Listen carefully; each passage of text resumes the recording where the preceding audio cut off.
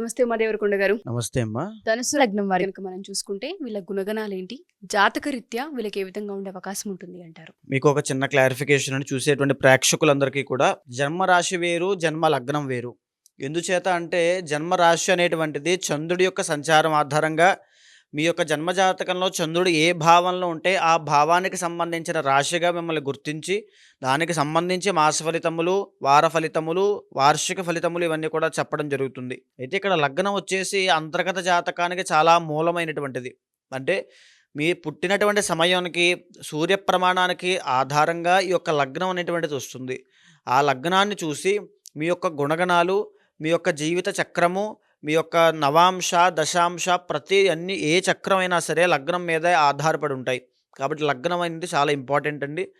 అయితే ఇప్పుడొచ్చేసి మనం లగ్నం ఆధారంగా ఎవరు ఎలా ఉంటారు, ఎలాంటి ప్రికాషన్స్ తీసుకోవాలి, ఎవరికి ఎలాంటి దశలు యోగిస్తాయి, ఎలాంటి దశల్లో చాలా జాగ్రత్తగా ఉండాలి. ఈ విషయాలు తెలుసుకునే భాగంగా ఇప్పుడు ధనస్సు రాశిలో ఉన్నాము.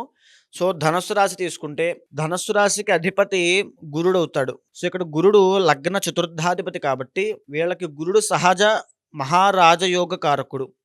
ఎంతోమంది వడ్డీ వ్యాపారం చేసేవాళ్ళని, ఎంతోమంది ధనవంతులని, ఎంతోమంది పేరు ప్రఖ్యాతులు సంపాదించిన వాళ్ళని, ఎంతోమంది కీర్తి ప్రతిష్టలు సంపాదించిన వాళ్ళని, ఎంతోమంది సినిమా డిస్ట్రిబ్యూటర్లని, ఎంతోమంది ఫిలిం ప్రొడ్యూసర్లని, ఎంతోమంది లగ్జరీగా బ్రతికేటువంటి వాళ్ళని, ఎంతోమంది ఇంకా మనం పెద్దవాళ్ళు అనేటువంటి ట్యాగ్లైన్ ఎవరికైతే ఇస్తామో వాళ్ళందరినీ కూడా ఈ ధనుర్లగ్నంలోనూ మీనలగ్నంలో చూడొచ్చు.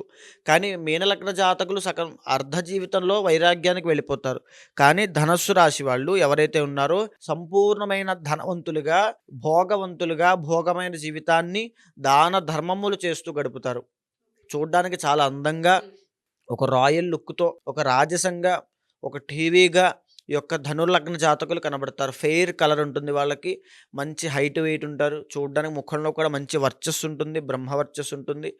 అయితే వీళ్ళు జీవితంలో ఎదగాలి అనుకుంటే లౌక్యం నేర్చుకోవాలి. ఎందుకంటే వీళ్ళు ప్రజల మనుషులు. పొలిటికల్ కెరీర్ కూడా ధనుర్లగ్న జాతకులకి ఖచ్చితంగా ఉంటుంది. పబ్లిక్ డొమైన్‌లోకి వీళ్ళు వెళ్ళిపోతారు తొందరగా ధనుర్లగ్న జాతకులు. ఉదాహరణకి వీళ్ళ జాతకంలో ఈ యొక్క ధనుర్లగ్న జాతకంలో కనుక లగ్న చతుర్థాధిపతి అయినటువంటి గురుడు ఏ చతుర్థ స్థానంలోనో లేకపోతే ఏ అష్టమ స్థానంలో ఉన్నాడనుకోండి. లగ్న చతుర్థాధిపతి అష్టమ స్థానంలో, అష్టమ స్థానం అంటే కర్కాటకము ఉచ్చస్థితి అవుతుంది. సో, ఎప్పుడైతే ఉచ్చస్థితి అష్టమం అవుతుందో సక్సెస్ అనేది చాలా పెద్దగా ఉంటుందండి. అష్టమ స్థానం అంటే చాలా పెద్దది, బిగ్ అని అర్థం. అష్టమ స్థానము భాగ్యం అష్టమ స్థానంలో ఏ శుక్రుడు పడ్డాడనుకోండి విపరీతమైన భోగాన్ని అనుభవిస్తాడని అర్థం.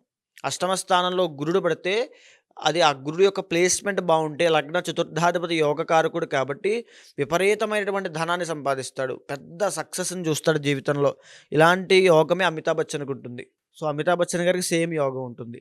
అయితే ఇలాంటి జాతకులకి విద్య అనేది అంత తొందరగా రాదు. విద్య విషయంలో కాస్త డల్‌గానే ఉంటారు.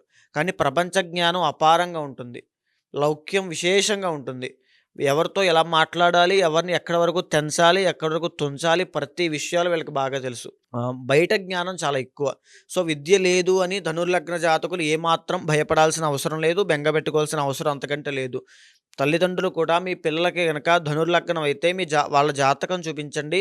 వాళ్ళ జాతకంలో కనుక గురుడు కనుక ఎక్సలెంట్‌గా ఉన్నాడంటే విద్య రాకపోయినా మీరేమి కంగారు పడొద్దు. వాళ్ళ జీవితంలో బ్రహ్మాండంగా సెటిల్ అవుతారు. ఆ విషయం బాగా గుర్తుపెట్టుకోవాలి.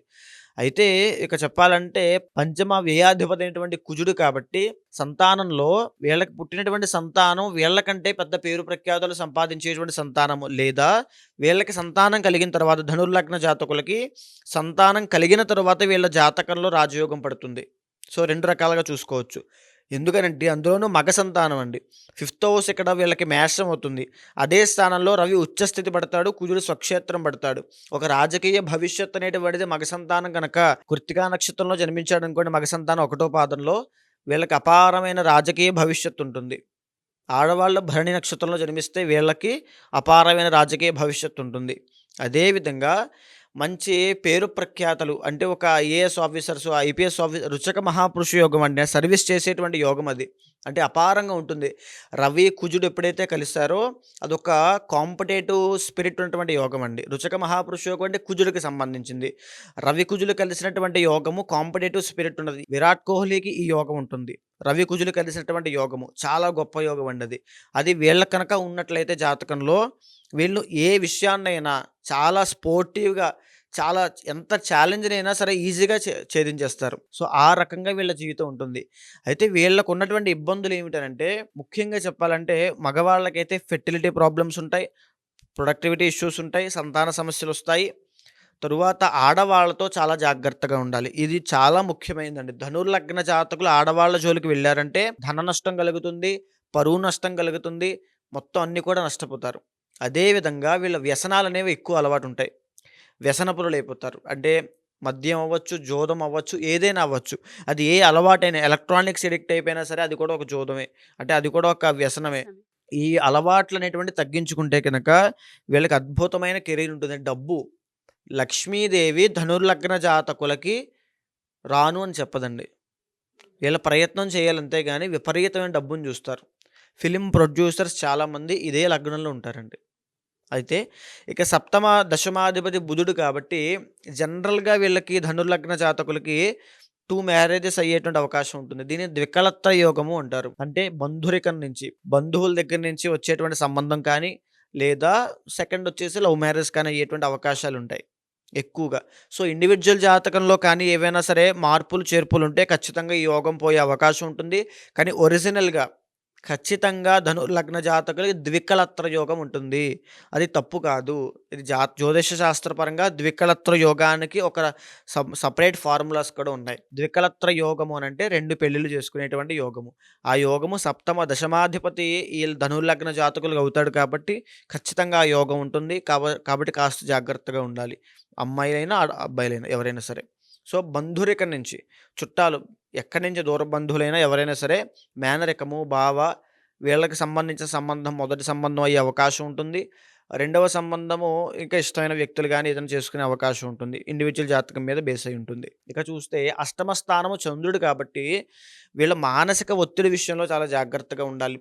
విపరీతమైన టెన్షన్స్ అండి. అంటే ఉదాహరణకి డబ్బులున్న వాళ్ళకి ఎలాగో టెన్షన్స్ ఉంటాయి. ఖచ్చితంగా వీళ్ళకి ఆ టెన్షన్స్ అనే చెప్పాలి. అదే విధంగా రెస్పిరేటరీ ప్రాబ్లమ్స్ ఎక్కువొస్తాయి. ఎప్పుడు మిడ్ ఏజ్ దాటిన తర్వాత 45 సంవత్సరాలు దాటిన తర్వాత వీళ్ళకి రెస్పిరేటరీ ప్రాబ్లమ్స్, డైజెషన్ ప్రాబ్లమ్స్ ఇవన్నీ కూడా చాలా ఇబ్బంది పెడతాయి. ఆ విషయంలో వీళ్ళు చాలా జాగ్రత్తగా ఉండాలి. భాగ్యాధిపతి ఎప్పుడైతే రవి అవుతాడో తండ్రికి సంబంధించినటువంటి ఆస్తిని వారి యొక్క పేరు ప్రఖ్యాతల్ని కొనసాగించడము అంటే ఉదాహరణకి నేను మొదట్లోనే చెప్పానండి. వీళ్ళు చాలా గొప్ప స్థాయికి వెళ్ళిపోతారు ప్రజలు, మనుషులని. సో, తండ్రిని మించినటువంటి మనుషులుగా, తండ్రి యొక్క వంశాన్ని కొనసాగించేటువంటి మనుషులుగా, తండ్రి యొక్క పేరు ప్రఖ్యాతలను పెంచేటువంటి మనుషులుగా వీళ్ళ యొక్క జాతకం అనేటువంటిది ఉంటుంది. అదేవిధంగా లాభాధిపతి 6th అండ్ 11th లార్డ్ శుక్రుడు అవుతాడు కాబట్టి ఇక్కడ జాగ్రత్తగా ఉండాల్సిందేంటంటే వీళ్ళు శుక్రుడి యొక్క సంబంధించిన పూజలేమో జరిపించుకోవాలి. ఎందుకనంటే 6th అండ్ 11th లార్డ్ శుక్రుడు అవుతాడండి. 2 కూడా పాపస్థానాలే. ఈ పాపస్థానానికి అధిపతి శుక్రుడు అవుతాడు కాబట్టి ఆడవాళ్ళు మరలా చెప్తున్నానండి, ఆడవాళ్ళ విషయంలో ధనుర్లగ్న జాతకులు చాలా జాగ్రత్త. మోసపోతారు. ఒక రకంగా అప్రోచ్ అయితే వాళ్ళు మిమ్మల్ని ఇంకొక రకంగా అప్రోచ్ అవుతారు. మిమ్మల్ని మోసం చేసి వెళ్ళిపోతారు. ఈ విషయం మాత్రము చాలా జాగ్రత్తగా గుర్తుపెట్టుకోండి. జూదంలోనూ, వ్యసనాల్లోనూ, ఆడవాళ్ళ విషయంలోనూ మీరు విపరీతంగా నష్టపోతారు జీవితంలో. శుక్రుడికి సంబంధించినటువంటి హోమములు చేయండి. శ్యామలాదేవికి కానీ, కమలాత్మిక అమ్మవారికి కానీ పూజ చేయడం కానీ, హోమం చేయడం కానీ, శుక్రుడికి సంబంధించిన పూజా విధానం చేయడం కానీ చేస్తే మీకు అపారమైన అదృష్టం కలిసొస్తుంది. ఆడవాళ్ళకి సంబంధించిన ఇష్యూస్‌లో బయటికి రాకుండా, ఇబ్బంది పడకుండా ఉంటారు. అయితే వీళ్ళకి గురు మహాదశ. ఈ గురు మహాదశ 16 సంవత్సరాలు చాలా యోగిస్తుందండి. ఎప్పుడైతే వీళ్ళ జాతకంలో గురు మహాదశ కానీ, గురుడు యొక్క అంతర్దశ కానీ వస్తుందో అది వీళ్ళకి టర్నింగ్ పాయింట్ అని చెప్పాలి. ఎప్పుడైతే వీళ్ళ జాతకంలో చంద్రుడి యొక్క అంతర్దశ వస్తుందో, చంద్రుడి యొక్క మహాదశ వస్తుందో అది వీళ్ళు మానసికంగా, శారీరకంగా, ఆర్థికంగా డౌన్‌ఫాల్ అయ్యేటువంటి దశ అని చెప్పాలి. చంద్రుడి యొక్క మహాదశలోను, అంతర్దశలోను చాలా జాగ్రత్తగా ఉండాలి. గురు మహాదశలో రిస్క్ తీసుకోవాలి. గురు మహాదశలో గురుడు కనుక ఎక్సలెంట్‌గా ఉంటే ఏ పనైనా సరే చాకచక్యంగా చేసేటువంటి ఎనర్జీ వీళ్ళకొస్తుంది. ఆటోమేటిక్‌గా వీళ్ళే ఒక దూకుడుగా ఒక అడుగు వేసేస్తారు. అక్కడి నుంచి జీవితం టర్న్ అయిపోతుంది. సో, ఆ రకమైనటువంటి జీవితం వీళ్ళకుంటుంది కాబట్టి ఇండివిడ్యువల్ జాతకం చూసుకునే ఒక ముందడుగు వేయాలి. ఎవరైనా తెలుసో తెలియకో వ్యాపారాలలో ఉండి ఆర్థిక నష్టాలు గనక చూస్తూ ఉంటే దానికంటూ ఒక సొల్యూషన్ మనం చెప్పే అవకాశం ఉంటుంది అంటారా? ఖచ్చితంగా అండి. ఎందుకనంటే, ఇప్పుడు నేను చెప్పినటువంటిదంతా కూడా బ్లూ ప్రింట్ అండి. ఈ లగ్న జాతకులు ఈ రకంగానే ఉంటారు. కొద్దిగా పైనవ్వచ్చు, కిందవ్వచ్చు. ఇండివిడ్యువల్ జాతకం చూసిన తరువాత వారి యొక్క ఆరోగ్య పరిస్థితిని, ఆర్థిక పరిస్థితిని, రుణ బాధలని, గృహయోగాన్ని, వైవాహిక జీవితాన్ని, సంతాన సమస్యని, మానసిక ఒత్తిడులని ప్రతి దాన్ని కూడా గమనించి ఒక పరిష్కారం చెప్పడం వల్ల, ఒక పరిహారం చెప్పడం వల్ల అది ఏమిటి అనంటే జాతకం ద్వారా ఆధారపడి ఉంటుంది. బేసిక్‌గా చెప్పాలంటే శివారాధన పాశుపతపూర్వక మహాలింగార్చన చేస్తే అపారమైన అదృష్టం కలిసొస్తుంది. అయితే వీళ్ళ ఇండివిడ్యువల్ జాతకంలో ఒక గ్రహం ఉంటుందండి. ప్రతి ఒక్కరికి కూడా ఒక టర్నింగ్ పాయింట్ ఉంటుందండి.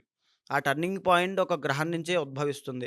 అది ఏ గ్రహమో తెలుసుకొని దాన్ని కనుక పూజలు చేస్తే ఎవ్వరి జీవితంలో అయినా సక్సెస్ వస్తుంది. అది తెలియకే చాలామంది ఆగిపోతుంటారు. సో, ఎవరైనా సరే మా ఈ వీడియో కనుక చూస్తూ ఉంటే మాది ఈ లగ్నము, మాకు లగ్నం ఏంటో తెలుసు అనుకునే వాళ్ళు ఉంటుంటారు. కొంతమందికి మా లగ్నం ఏంటో అని తెలియదు అంటూ ఉంటుంటారు.